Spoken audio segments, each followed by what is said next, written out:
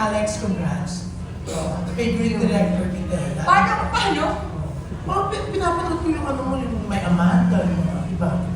Magaling ka talaga. Baka.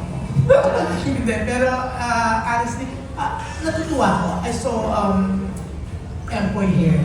Wala siya sa billing. Nagtanong-tanong ako bakit nandito siya. Sabi, special participation. Nakakatuwa yung friendship nyo, no? Kahit special participation, kahit sa press con, sumabak sila. Ganun kanya kamahal. Walang-wala siyang magawa. Tapos sabi niya, wala bang role na bida dito? Wala na mabigay. Hindi, talagang, sabi ko si Empoy lang makakagawa ng role na to. Totoo naman. So, kailangan niyong panoorin yung appearance niya. Yun talaga nagdala ng buong film. Ano, star-studded, yung movie. Kasi hindi to star-studded, wala lang to. Hindi, pero... Hindi, we even saw the picture of Atasha Bulan. Kasali na siya sa movie. Yes, meron din siyang cameo. Meron tayong Kim Molina and Gerald Napoles. Yan. Ano, ikaw mismo yung kumuusap sa kanila to get? Well, ako yung kumuha sa kanila, pero yung nakipaghagil-hagil, hindi. Si Empoy nga kami na, pero pumasok pa rin yung cornerstone. Charot. Nalibre pa rin. Kala ko pa naman libre. Ayan, na-press kong katuloy. Yan. Pero nakakatuwa, Empoy, no, na magkasama kayo ulit ni Alex. Wala kang mic? Yes, happy ako dahil naging part ako ng yung pagdidirect ni Alex ng kanyang dream. Isa sa dream na project. Yeah. Talagang kahit sa press con. Actually, after kasi dito may pasok pa ako sa school, kaya diretso na ako nun. After media ko, sobrang love ko lang talaga si Alex at saka kayo lang. Obvious naman na papasok ka ng school o na sumunod ka sa uniform na naka-red socks ka. Yan. Hindi, pero yan, pero nakakatuwa, no? Lahat kayo, nung marinig nyo na yung sa cast, no? Na si Alex ang magdadirect ng movie at kasama kayo, ano naramdaman nyo? Simulan natin kay Tito Jimmy Fabregas. Nako-feel na feel po. Hindi. Alam nyo, natuwa ako na I was asked to do this small role in the movie. Pero para sa akin po, isang waker-upper din po yung ginawa naming pelikula dito. One of a kind po ito, makikita nyo ito pag napanood nyo. Yun ang mahirap i-explain, no? Bahala na si Alec mag-explain sa inyo, pero matutuwa po kayo. I think it's the first time it's been done in Philippine cinema. Itong tipong ganitong filmmaking. So, yes, panoorin niyo po naman, okay. Ano ba? Yeah, Calvin. Makaramdam ko po nag-direct si Alex. Parang, kwento ko lang po konti, years ago po, parang first time kong maka-work si Alex, parang, kung naaalala mo yung Interresidente, yun, doon ko siya ako na naka-work, and ako kasi tahimik lang pero observant. So parang hinanga ko siya bilang isang actress din kasi napaka-natural and wala lang. Parang hindi mo mararamdaman na siya yung si Alex. So parang nilook forward ko rin na makatrabaho ko siya soon. And parang first time kami nakita sa GMA, pangalawang beses namin nakita sa GMA, parang nung binati ko siya and then nakakataba rin ng puso kasi binati rin ako ni Alex. And then, sabi ko, dream ko siya makatrabaho yun. And then, nagkatotoo na yung pagkakataon na yun. Kaya thankful ako naging part ako ng project na to. Kasi hindi na naman si Alice, lahat sila. Parang na-overwhelm ako nung nakatrabaho ko sila. Habang nasa eksena. Parang na kaming naglalaro. Ganun yung pakiramdam. Pero ako, sobrang na-overwhelm ako. Saka, ang gagaling nilang lahat. Sobra. Yun lang yung masasabi ko, yun yung pakiramdam ko sa Tita Judy. Bongga. Miss Ruby, siyempre, director mo, siyempre international star din to. Ang press ko niya before, ng movie na dinirect niya sa LA. Di ba, Alex, tama? Yung Netflix mo. Yeah, Miss Ruby. Anong naramdaman ko nung malaman? Una, nagsimula yung namin, usapan sa Green Homes. Minsan na kami, pinakwento niya sa akin yung project, and then she has this concept. sabi ko, kasali ka talaga. Sabi niya gano'n. Tapos, yun, talagang tinandaan ko yun. Inabangan ko na sana matuloy. At ito na nga, sobrang hindi ko naramdaman na yung pagka-director niya. Ayaw niya ng tinatawag na Direct Alex eh. Ako kasi automatic na ano, parang direct, gano'n, na ano siya. Ayaw niya. Napaka-creative and bold and daring nitong pelikula nito para sa akin. Dahil dun sa concept niya. At sana nagampanan namin, okay, bawat characters. And of course, nung nalaman ko kung sino-sino yung mga cast na matutuloy na, pinadala na kami ng mga gano'n. Sobra akong flattered and honored and excited dahil para mapabilang sa cast na ganito, di ba nakakataba ng puso. So nice siya. Kay Miss Angeli muna tayo bago ka Miss Gina. Yeah, Miss Angeli. Hello, good afternoon po. Una po sa lahat, gusto ko lang po magpasalamat sa inyong lahat for being here with us today and sharing this afternoon with us. Siyempre, nung nakuha ko po yung message na magdidirect si Alex, ang naisip ko lang, it's about time. Kaya masayang-masaya po ako. Walang no second thoughts. No second thoughts, nag-yes po ako agad. Hindi ko nga alam kung kailan. Kasi walang detalye. Wala. Hindi ko alam kung kailan, hindi ko alam kung ilang araw. Basta oo, go, kahit kailan pa yan. Ganyan. Ay, maraming salamat. Siyempre, diba? We want to support each other din. And especially, after din pumasok na lahat ng detalye, ng lahat ng involved, parang it's a gift na lang to be with a group. Ako, I will always say that it's a gift to be in the company of such immensely talented people, and I'll never get over it. So thank you talaga, Alex, for thinking of putting us all together. Thank you. Yes, syempre eto, Sinag Maynila Best Actor, JM Di Guzman. Hello po, magandang hapon sa inyo lahat. Sa akin, alam ko naman po talaga na pag sinabing Alex, baliw yan eh. Talagang sobrang passionate sa craft. Alam kong may matututunan ako pag napasama ako sa proyekto kasama si Alex. So na-excite po ako nang sinabi sa akin na part ako ng film na to.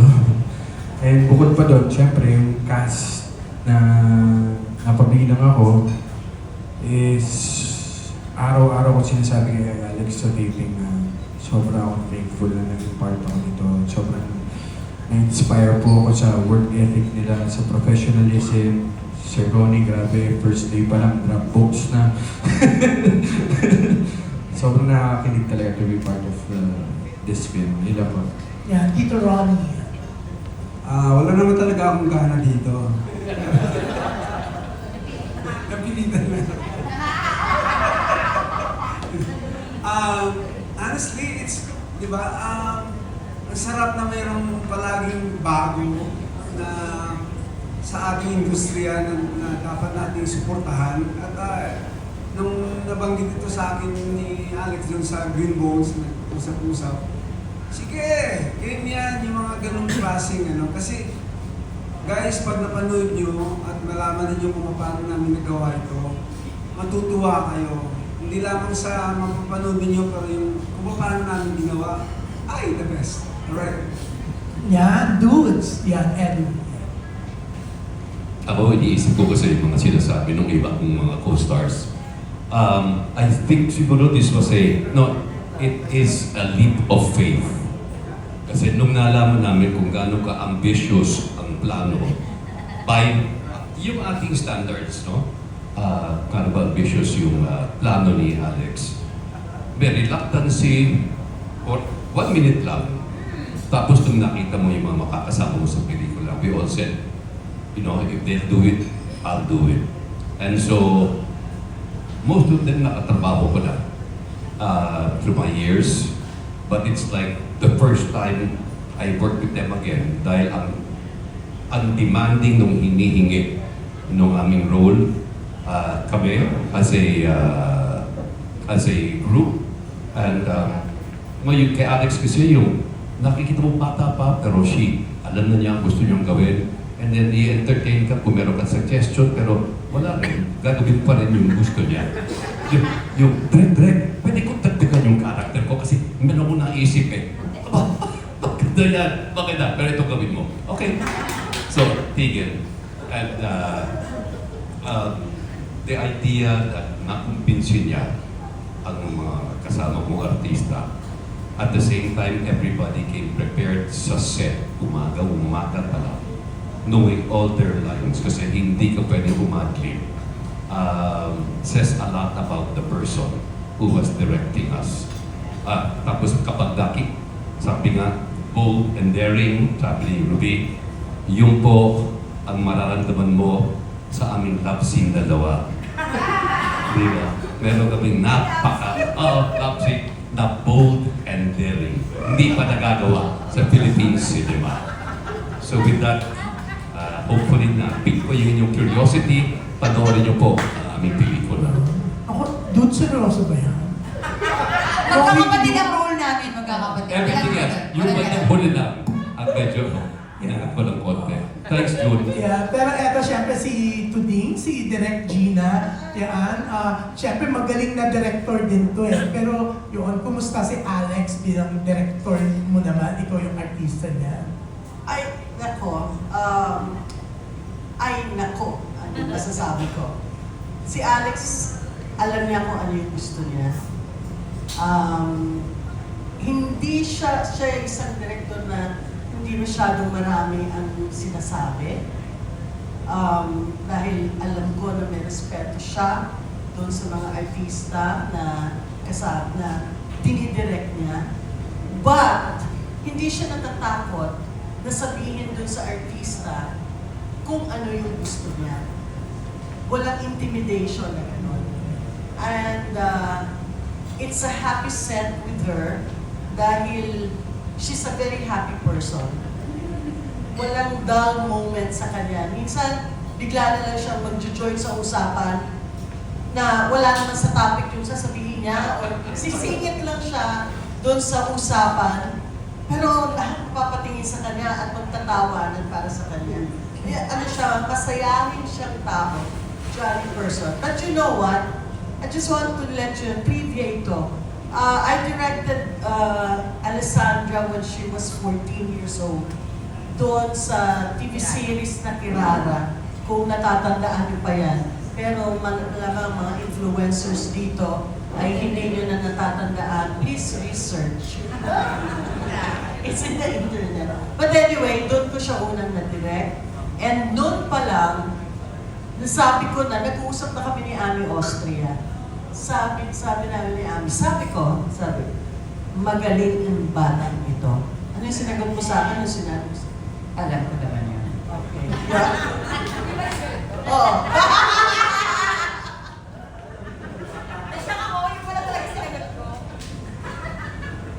Hindi ko na maalala. Yun. And I'm just, masayang-masaya ako dahil kasama ako dito sa pelikula to. Kasi hindi ko ine-expect na maaalala niya ako na isama sa pelikulang ito dahil alam ko sa dami ng nakatrabaho na niya, hindi ko alam kung nasaan akong numero sa puso niya. Yun. Wow! Kaya nung dumating sa akin yung deck ang unang ang unang dumating sa akin, wala akong notice, walang text na dumating sa akin except the deck. And nagulat na lang ako kung ano yun, and I saw my name, first choice. Walang ibang nakalagay. Tapos, directed by Alessandra De Rossi.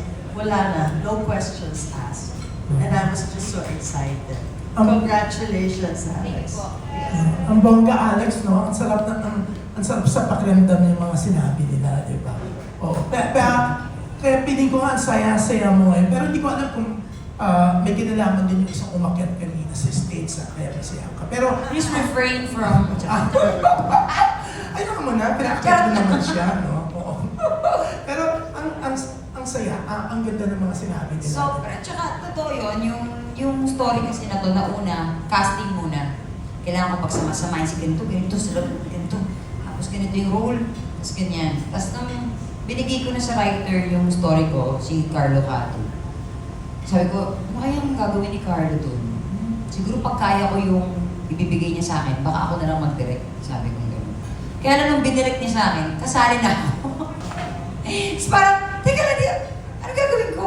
Sabi ko, baka mas masarap silang ka-eksena kesa i-direct. Pero yun nga, ang laki kasi ng cast talaga, yung parang thank you na napasama ko. Gusto ko mag-thank you sa writer. Yan, good luck and congratulations, Alex. Kami na-happy kami sa mga sinabi nila about you. Kasi alam naman kung gano'n ka namin ka-love, di ba? Kasi gano'n kakabait eh. So yan, congrats and good luck. Everyone loves everyone. Thank you. Thank you, Jean Kylie.